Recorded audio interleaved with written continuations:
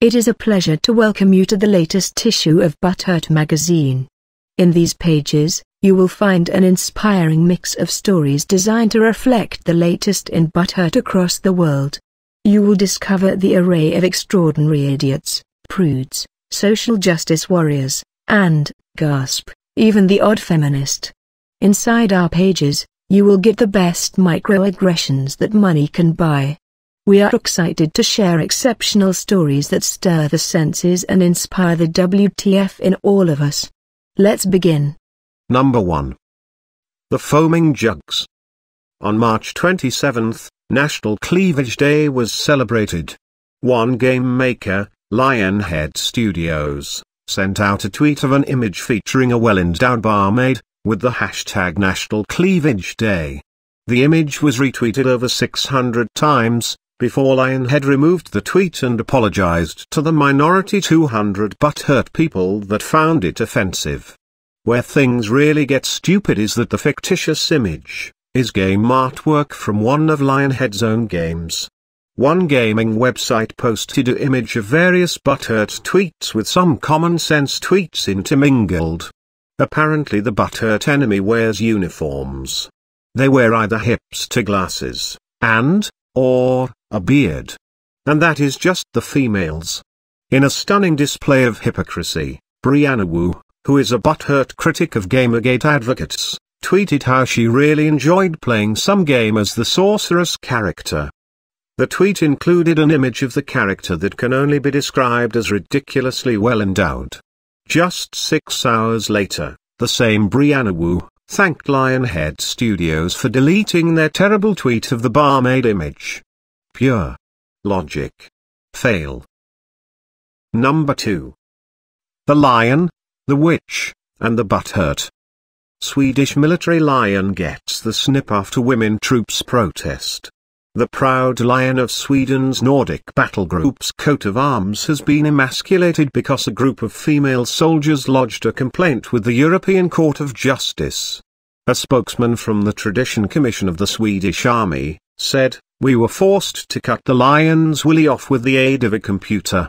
Although the army was supposedly happy to make the changes in the interests of gender equality, the artist who designed the insignia was not, and stated, "A heraldic lion is a powerful and stately figure with its genitalia intact and I cannot approve an edited image." On critic mentioned that the army lacks knowledge about heraldry. Once upon a time coats of arms containing lions without genitalia were given to those who betrayed the crown. How fitting for the feminist-dominated Sweden. How long before they clue in that the lion is still a male lion since it has a big mane? Gender-neutral lion, anyone? Number 3. Baroque boobies. In the dining room of the Swedish Parliament, a nude painting by a Baroque artist was taken down in fear of offending the butthurt feminists and Muslim visitors. The ban on Baroque breasts was explained by a parliamentary source, that you have to think of the foreign guests. The Deputy Speaker of Sweden's Parliament, Susanne Eberstein, said, "I think it is more a feminist issue. It's tiresome, looking at a bare-breasted woman when I sit at public dinners with foreign guests. I think it feels a little hard to sit there with men who look at us women." What next? Will she voluntarily start wearing a burqa? In other words, screw European culture, and veneration of female beauty in art. It's no wonder that when I think of Swedish culture, my mind draws a blank. Their feminists are too busy destroying what little culture they have.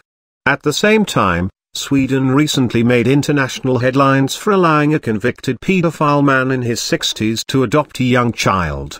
You just can't make this stuff up, and you can't fix stupid. Number 4. Free speech permits. Students who engage in free speech activities are required to apply for a permit issued weekdays between 8 a.m. and 5 p.m. A student handing out flyers was not only told to get a permit, but to also seek approval from school officials over the content of his handouts, and to restrict his activity to a campus free speech zone. If you think this story is from the former Soviet Union, or Communist China, you would be wrong. It's from California Polytechnic State University Pomona. To distribute literature on campus, you must check in with the Office of Student Life, allow the school to copy your IDs, and wear badges signed by an administrator, who is also probably known as Dear Leader. Land of the free? My ass. Number 5. Using the word old. In February, Ros Altman, the government's older workers champion, declared war on ageist stereotypes including the words and phrases old, elderly, frail, past it, over the hill and decrepit. Even words such as mature, senior or pensioner are terms that diminish the perceived value of older adults, she said, adding, these ageist terms should be as unacceptable as racist or sexist ones. Her inoffensive alternative, older adults, is thought to have caught on in approximately one British household, Ms. Altman's. Just another aging baby boomer, trying to sell us things like 60 is the new 40. Claptrap. Number 6. Coke Classic ButtHurt.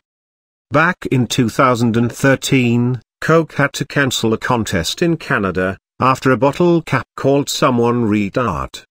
It's no fun to be called names, but usually you only have to worry about it from people.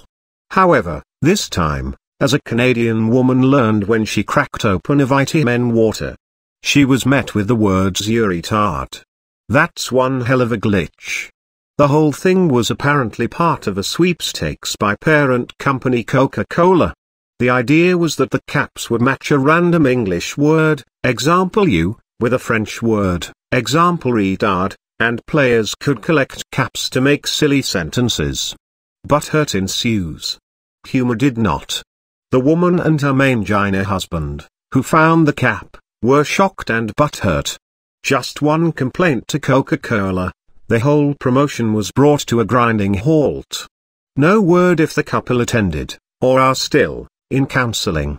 Most Canadians take French lessons in elementary school, so most would be able to tell you that retard is French for delay.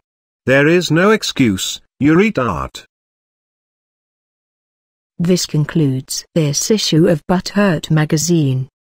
If you enjoyed it, please comment, rate, and subscribe. And remember, sharing means caring. Thank you.